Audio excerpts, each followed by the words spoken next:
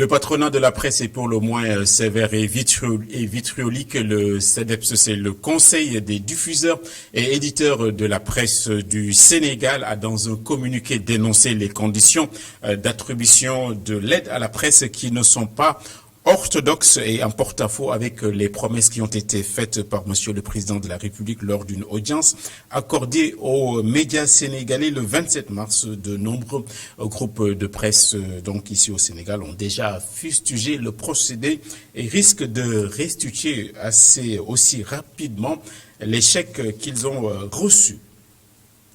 Incertitude et rififi également au SAMU social, on l'a vu tout à l'heure, les employés, les travailleurs se disent malheureux là-bas comme de pauvres légumes.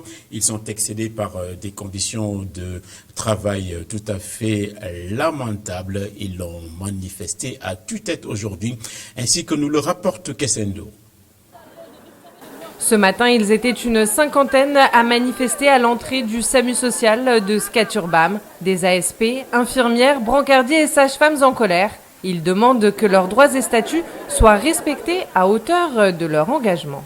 Les collègues sont partis prendre leur salaire et on leur a attesté qu'en fait, le salaire a baissé de 30%, faute de recettes.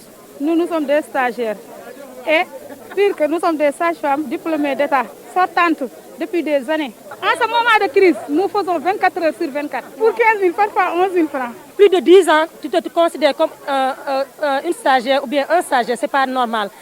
Il y a des recettes qui rentrent ici, on ne les voit pas, on ne fait qu'entendre. Les primes qui ont été données par le gouvernement, on n'a fait qu'entendre les rumeurs, mais on n'a jamais vu. Et là, ils nous disent que notre salaire va diminuer de 30% parce qu'il n'y a pas de recettes. Mais les recettes qui ont augmenté avant, où est-ce qu'ils nous ont mis cet argent?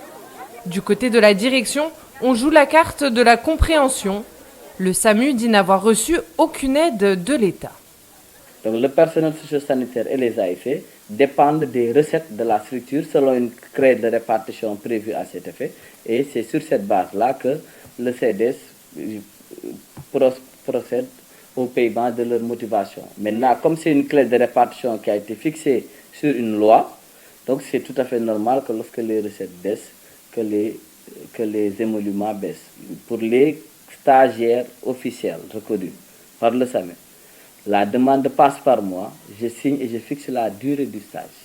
À la fin de la durée que j'ai précisée sur la demande, la personne ne doit plus être là. Et il appartient au chef d'unité de veiller à ça. Aucune grille de paiement n'a jamais été présentée aux agents. Et à en croire ceux en poste ce jour-là, les discussions avec la direction n'ont jamais abouti à un quelconque résultat. Pourtant, il paraît important de préciser qu'en cette journée mondiale de la sage-femme et de l'asthme, qui plus est en période de pandémie, ce sont à ces hommes et femmes que revient la charge de nous faire naître et de nous sauver la vie. Ça grogne donc beaucoup sur Terre. En ce moment, il y a également beaucoup de cumulonimbus dans le ciel. C'est ce qu'a compris le ministre en charge du tourisme et des transports aériens qui vient d'annoncer une allocation de 45 milliards pour notre compagnie nationale. D'autres mesures ont été également énoncées pour le compte de l'hôtellerie et du tourisme. On va entendre le discours du ministre, donc recueilli par Babacar Seck. Air Sénégal aura perdu sur les 3 mois 20 milliards de chiffre d'affaires. Une compagnie comme l'AS qui fait l'exploitation de l'aéroport aura perdu 6 milliards de francs. Donc on a tous ces éléments-là qui sont estimés, puisque vous savez que ces entreprises de la plateforme aéroportière vivent avec les redevances aéroportières. Quand un avion atterrit, l'avion paye des redevances de sûreté, paye des redevances de balisage, paye des redevances d'approche d'accueil. Donc tous ces éléments-là, quand il n'y a plus d'avion, il n'y a plus de recettes. Donc ces recettes sont exprimées de manière très très précise. Et c'est quasiment 1,3 million de passagers qu'on aura perdu avec le Covid. Vous avez des compagnies comme Transair, vous avez des compagnies comme Arc-en-Ciel qui sont également présentes au Sénégal. Nous avons fait part de l'accord cadre qui a été signé récemment entre le gouvernement du Sénégal à travers le ministère de l'économie et de la coopération et les banques de notre pays, qui justement prévoit avoir une ligne de 200 milliards pour les entreprises. Donc les PME justement du secteur ont exprimé des inquiétudes justement par rapport à la lenteur, mais aussi par rapport au retour qu'ils ont au niveau des banques. Beaucoup de banques aujourd'hui n'ont pas encore donné une suite favorable aux demandes qui ont été faites par le secteur du transport aérien. Ils m'ont donc fait un certain nombre de requêtes que je soumettrai au chef de l'État. Mais je pense que nous avons besoin aujourd'hui de la part des banques d'une extrême diligence, mais surtout d'accompagner cette décision du chef de l'État, qui est justement de mettre à disposition des entreprises de la trésorerie rapidement, mais aussi dans la souplesse. Mais si nous devons être dans les mêmes schémas traditionnels, nous allons perdre du temps et le secteur ne pourra pas tenir.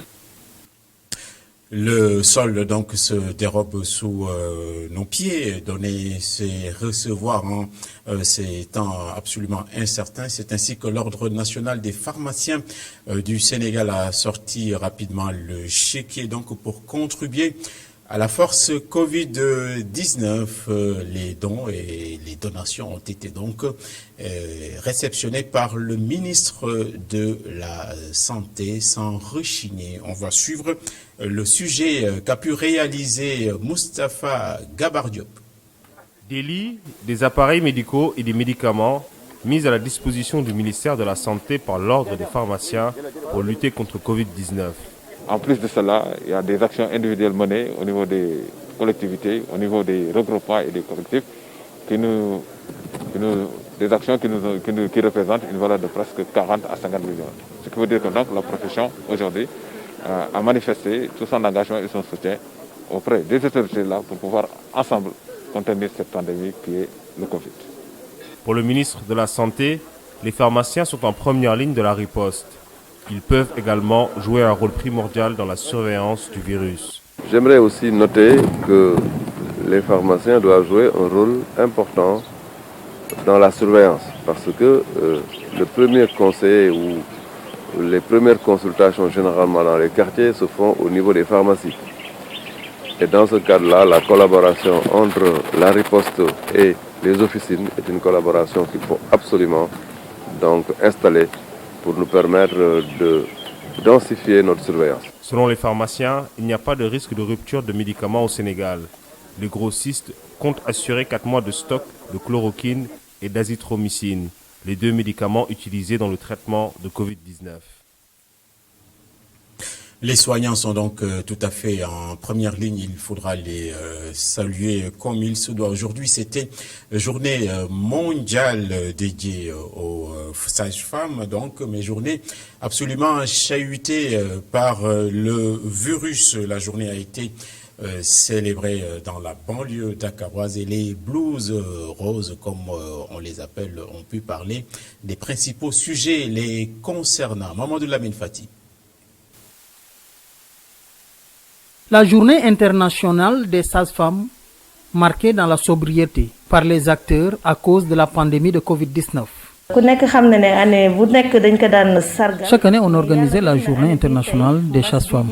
Mais cette année-ci, avec la situation du coronavirus, nous ne pouvons pas l'organiser. On profite juste de l'occasion pour dire du courage aux sages-femmes et de compatir pour celles qui ont été exposées au coronavirus. Cette situation a installé une peur chez certaines femmes qui viennent se consulter. Et c'est tout à fait normal. Être enceinte, c'est une maladie. En plus d'y ajouter une autre infection, c'est quelque chose qui fait peur. Et ça peut vous tuer, en plus tuer l'enfant que vous portez. C'est pourquoi on demande aux femmes qui n'ont pas de signes de ne pas venir au poste de santé ou bien d'attendre le jour de leur rendez-vous avant de venir au poste de santé. Le métier de sage-femme, un travail très complexe qui demande beaucoup de qualité, surtout en cette période de Covid-19. On sait que le travail de sage-femme, c'est vraiment difficile. On demande juste à Dieu de nous soutenir dans ce travail que nous faisons et d'avoir sa bénédiction. Le métier de sage-femme, c'est un métier noble. C'est nous qui l'avons choisi. On doit faire plus d'efforts et d'amour pour avoir l'accompagnement de Dieu. Quand vous êtes sage-femme, vous êtes déjà assistante sociale, vous êtes aussi conseiller, vous êtes mère et vous accompagnez aussi les femmes dans d'autres situations même qui n'est pas dans le cadre du travail de sage-femme. En quelque sorte, c'est la base de toute chose. Pour marquer cette journée, la présidente et maîtresse sage-femme d'État de Mbao n'a qu'une seule préoccupation, tout en prodiguant des conseils aux femmes. La journée d'aujourd'hui, le message que j'ai pour la population et les autorités, c'est de nous soutenir dans le cadre de notre travail. En plus que l'État puisse recruter les jeunes sages-femmes qui sont là, qui se donnent à corps et âme pour les insérer dans la fonction publique. Une journée internationale des sages-femmes chamboulée par la pandémie de Covid-19, mais qui n'a pas empêché aux Blues Roses de souhaiter une bonne fête à toutes les sages-femmes. Merci beaucoup et bonne fête à toutes les sages-femmes du monde.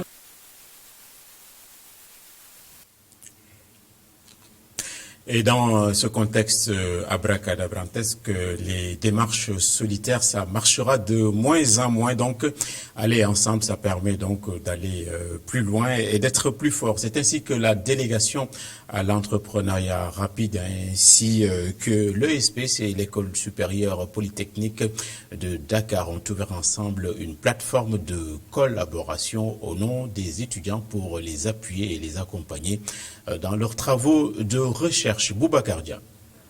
3 ans, voilà le nombre d'années de partenariat entre la délégation à l'entrepreneuriat rapide et l'École supérieure polytechnique de Dakar. Cette fois, les deux entités signent une convention de partenariat sur plusieurs années. Depuis 2018, nous travaillons main dans la main avec l'École supérieure polytechnique sur des projets spécifiques aux startups du numérique. Il nous est arrivé d'avoir accompagné certains étudiants dans le cadre d'un partenariat que nous avons avec Draper University en Californie et aussi dans le cadre de la dernière édition du CES à Las Vegas, nous avons eu à amener un représentant de l'école supérieure polytechnique qui, il faut le dire, fait partie des écoles d'excellence reconnues au Sénégal et dans toute l'Afrique francophone. Ces propos sont consolidés par le directeur de l'École supérieure polytechnique de Dakar qui magnifie ce partenariat. Pour lui, cette convention vient à point. Il faut dire que cette convention est en train de consolider les relations qui ont commencé quand même il y a quelques temps avec l'appui donc de l'ADER à nos ingénieurs et nos innovateurs. Effectivement, depuis au moins 2 ans, nous avons reçu un soutien de l'ADER pour accompagner nos étudiants dans la formation, surtout à l'étranger. Un groupe d'étudiants donc récemment a séjourné aux États-Unis, dans la Silicon Valley, où ils ont donc suivi une formation donc de 5 semaines. Et l'ADER nous a vraiment appuyé sur cela. Et aujourd'hui, il nous faut aller plus loin. Parce que, comme vous le savez, effectivement, nous sommes une école donc d'ingénieurs et de managers. Et nous avons un volet entrepreneuriat qui est très important. Et on a besoin effectivement de cet appui pour en amont, pour accompagner en amont aussi ces étudiants-là vers la création d'entreprises. Avec cette convention, l'ADER accompagne les étudiants de l'ESP dans la recherche et le développement, techniquement et financièrement aussi. D'abord l'accompagnement technique et financier, tout ce qui est la recherche et développement et l'innovation, mais aussi tout ce qui est prototypage, mise à l'échelle et vulgarisation et vente des découvertes des élèves de l'école. Un exemple, si par exemple aujourd'hui le produit Dr Care qui a été développé, et je félicite le professeur Papalindiaï pour cette découverte en cette maladie de Covid, est venu à être accepté par le COUS, le ministère de la Santé. Nous nous engagerons à financer son déploiement et éventuellement même son développement au-delà du Sénégal. Par ailleurs, la délégation à l'entrepreneuriat rapide compte travailler avec l'École supérieure polytechnique et l'ESMT comme partenaire stratégique dans ces projets consacrés à l'économie numérique et aux startups. Et avant de refermer ce bulletin d'information, il faut rappeler qu'il n'est pas interdit de se faire les éloges à soi-même que l'on mérite. L'ANAT, l'agence de l'aménagement du territoire, est un organe, une entité importante, donc qui n'est pas placée dans une forme de somnambulisme. Elle est en train de faire un travail magnifique. C'est l'autosatisfaction de son directeur général, passé aujourd'hui donc dans la matinale d'Alassane Samba Diop. Cher Hassan Affal a recueilli ses propos. L'Agence nationale de l'aménagement du territoire est une agence en fait très stratégique qui a mis à la disposition de tous les ministères, parce que cette crise en fait concerne tous les ministères, les données spatiales pour permettre aux autres secteurs de prendre de façon intelligente des décisions pour atteindre les populations en fait, et aussi pour aider le pays à endiguer, à sortir le virus de nos territoires en fait. Mais il faut le comprendre aussi que dans tous les pays au monde, il n'y a pas d'équité en réalité, d'équité territoriale en réalité. Mais on cherche souvent à mettre en place un système qui fait que tout le monde ne soit laissé en rade. Maintenant, le chef de l'État, son Excellence Macky Sall, est en train de faire un excellent travail dans ce sens pour que les Sénégalais se sentent sénégalais et que les richesses engrangées par l'État soient partagées en fait au niveau des populations. Voilà, c'est donc la fin de ce bulletin d'information. Nous reprenons donc le fil avec Khalifa Diakhaté, donc qui n'en finit jamais avec le Ndogou, jusqu'à finir par le totaliser. Mais Hassan, je te rassure, je t'ai laissé les croissants au beurre et tout le reste qui va avec. Voilà, je vais vous rejoindre. Je te rassure. Merci beaucoup Hassan. Demain, Inch'Allah. Djeridjef.